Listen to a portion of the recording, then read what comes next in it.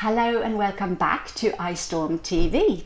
I'm me, Elvis, and I'm the founder and the creator of iStorm. And iStorm is all about supporting business women to grow their visibility online, be more seen and heard, and feel more confident.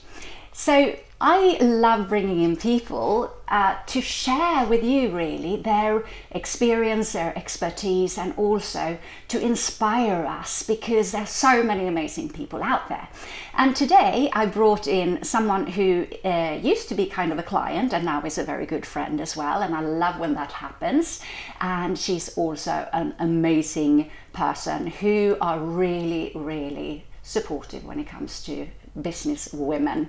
So I'm going to introduce you to Jo Godden from RubyMoon. Thank you so much for coming in for a little chat.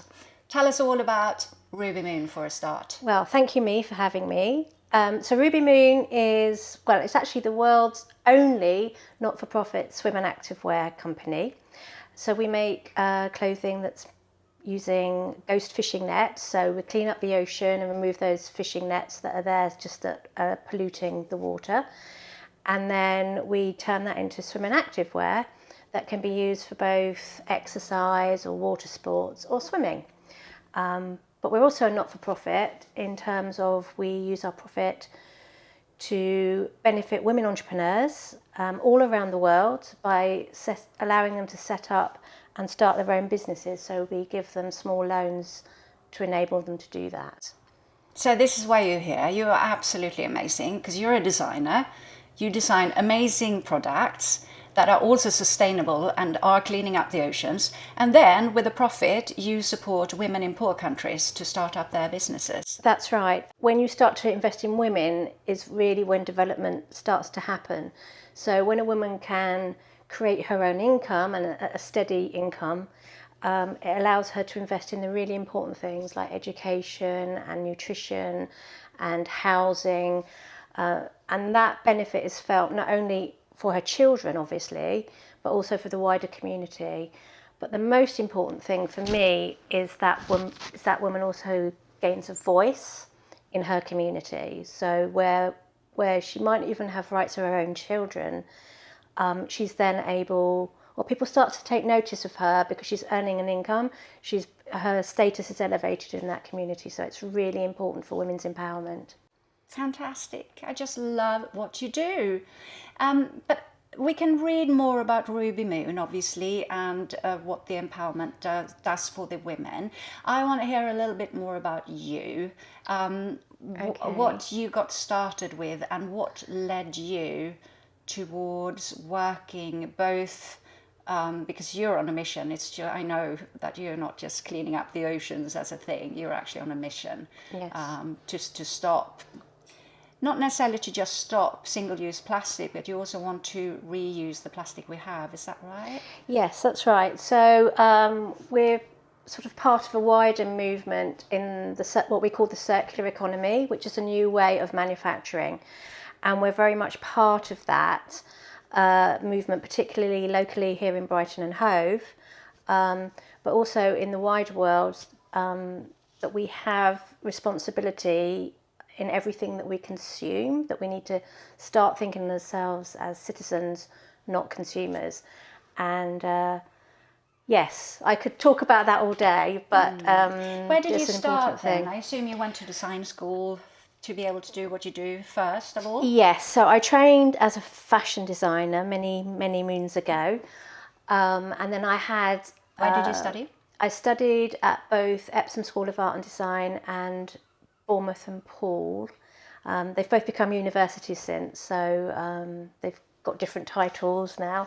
But I qualified there, and then I had an international career all around the world in lingerie and swimwear. So I saw a lot of things, visited a lot of factories from China, Far East, right down to Colombia and Brazil and across Central America. So I've seen a lot of different factory setups, and I fully understand the global impact that fashion has. What we buy here and what that effect has on people in different communities. I've pretty much seen it all. Do you actually is it easy to get to see that when you're out, or are they kind of trying to hide it?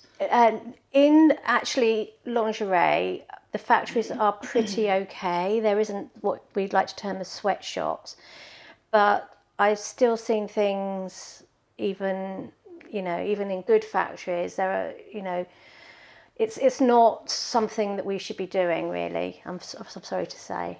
Yeah. And what are the worst things? What are the consequences? The consequences are that we are spilling dyestuffs and other hazardous chemicals into people's water supplies, and however much you think we are auditing those mills and those dye houses, that's still happening.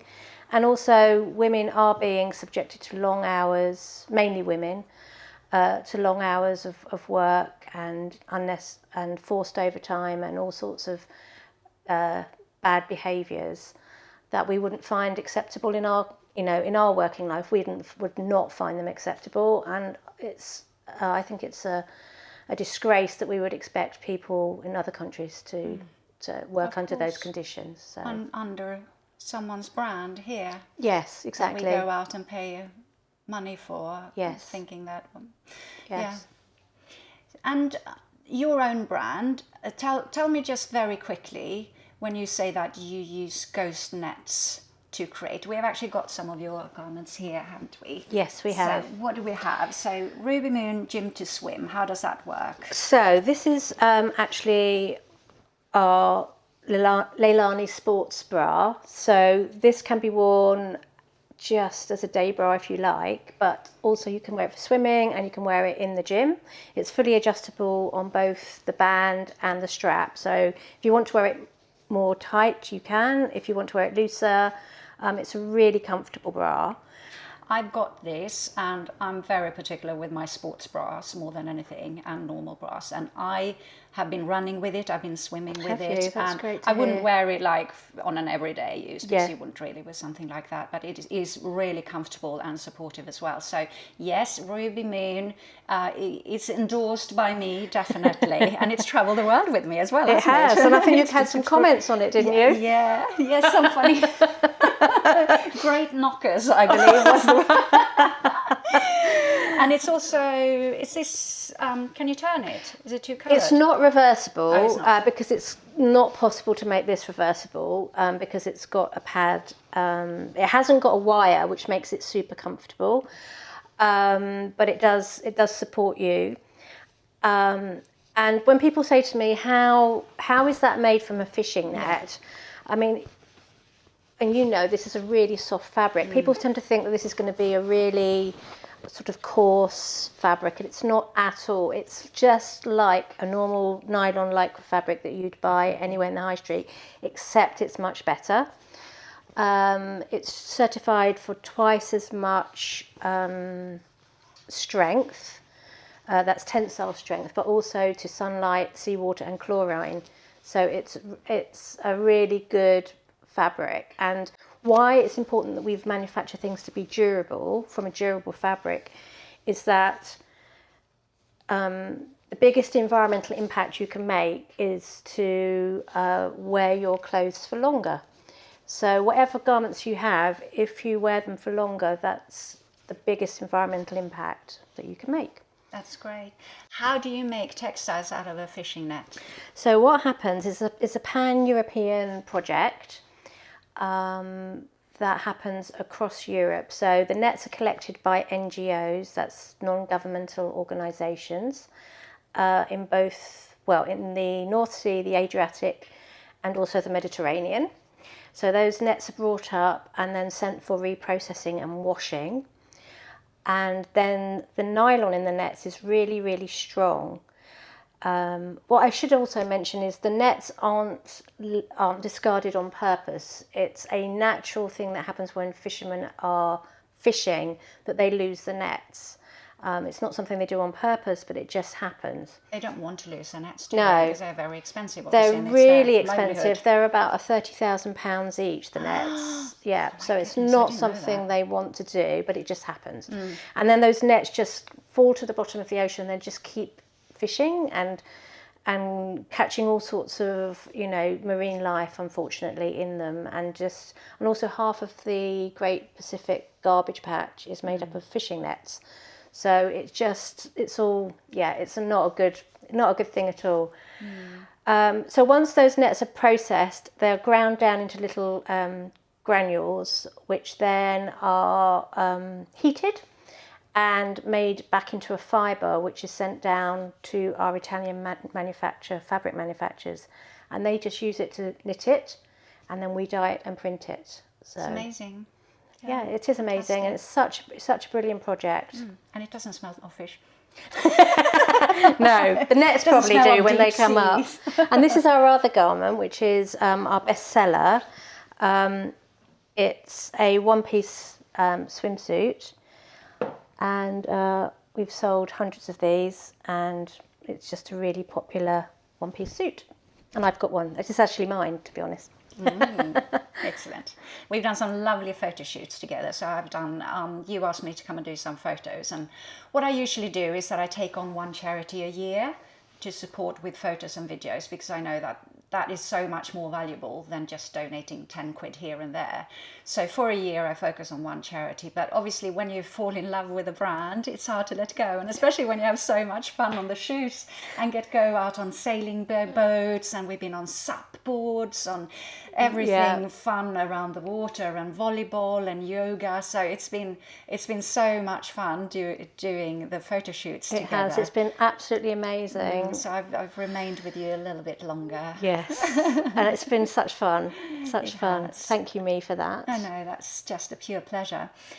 So the next part, which is supporting the women, tell us just briefly how does that work then? How does the money go to them, and what can they do with it? Yes, certainly. So obviously that part of thing of the work we do, it has to be done properly. So we don't actually physically provide the loans. A charity based in London called Lend With Care does.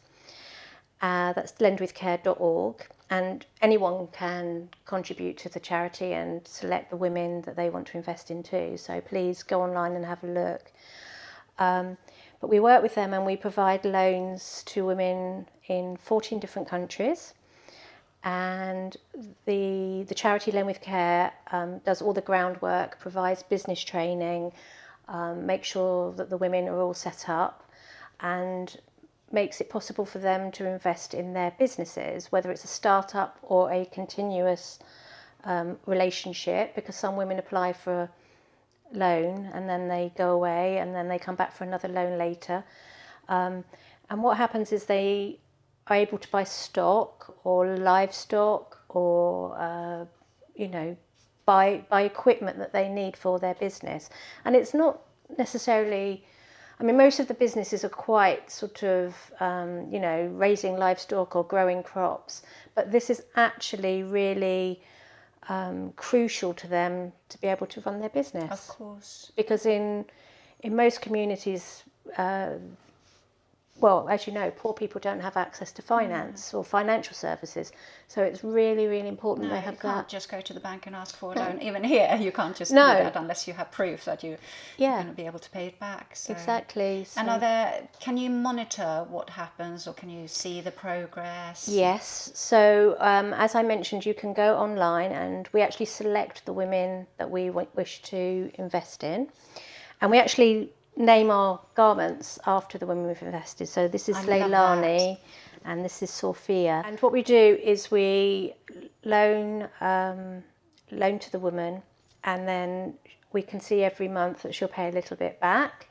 And what's great about it is because the money comes back to us, we're able to reinvest in another woman afterwards. So it's like a continuous cycle of impact, if you like. That's fantastic. With the responsibility that you kind of show that anyone really can take for what they wear and what they do, and I think it's important that we we don't feel guilty about Yes. what we do and what we have, but that we do something extra. And it doesn't mean, supporting a whole village in South America or Africa or going out there. You don't have to do that. You can do it with very small means, either, here and there, or even going out. I was talking to a friend the other day and going into an older neighbour or going to older people's home and do some reading. There are quite a lot of little things we can do to just feel that we have done something, not just sat on the sofa and watch Netflix.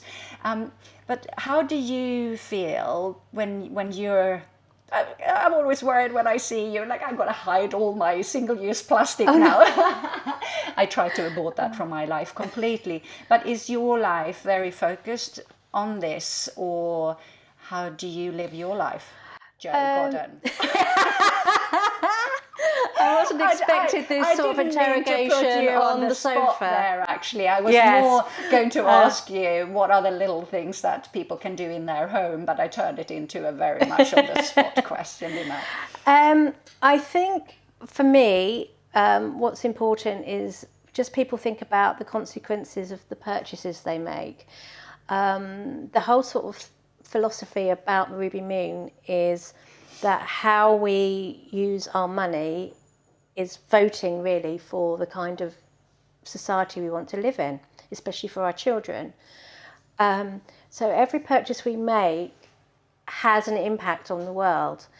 And if you can just think about or find out, where things are made or who they're made by before you buy them, that has such an impact on everything, really. And it might be that you just want to, instead of buying 3 t-shirts for a nominal amount, if you just buy one that's good quality, that's going to last and is made in the right conditions with the right kind of fabric. But how do we know that? It's most ethical, because online is so easy now. And the ethical fashion world has exploded this year. It's much more easy to find these ethical brands. And, instead of going down the road onto the high street, if you were just to spend 10 minutes online trying to find an ethical brand, then your money really starts to make a difference to people's lives and to our environment. And of course buy your swimwear this year from RubyMoon. And it's rubymoon.org.uk. And look what you can do. You can clean the seas and support women who are setting up their business in poor countries. So as a businesswoman, you've been in business now for 8 years with RubyMoon. What are some tips you would like to share to someone watching this who's starting up? I'd like to recommend that first of all you be tenacious, and there will be times where you think, oh my God, I don't know what I'm doing, but just keep going. And within that, also have a decent work-life balance, because otherwise you start to resent your work. So always take a day off when you need it. You need to recharge your batteries sometimes, and try not to take too much work home with you. I think that's key. But also, you'll get an increasing amount of email that you have to deal with when you run a business. And what you should make sure is you only set certain times of the day to answer that email, because otherwise your email can literally take over your work day, which you need to do other things. So make sure there are certain set times. And I think that's mainly it. But also, you will be let down, you will get angry, you will be frustrated a lot when you have your own business, because you do take it personally, as you know. And the key is just to be gracious, just let things go and not get upset or emotional about them, because it is just really a business. And even if it's your mission and your passion, you have to let some things go, and you have to always treat everybody graciously. That's beautiful. If everyone did that, we would have a happier world. It's fantastic. And you are gracious. You are very gracious as a person and as a business as well. Thank you. From inside out, Brilliant. Thank you so much, Jo. It was lovely chatting. It was lovely chatting. If you have any questions for Jo, obviously put them in the comment box below and we'll respond back to you. And have a look at the website, rubymoon.org.uk. Fantastic. And of course, don't be afraid to subscribe to iStorm, this channel, so that you don't miss any videos in the future.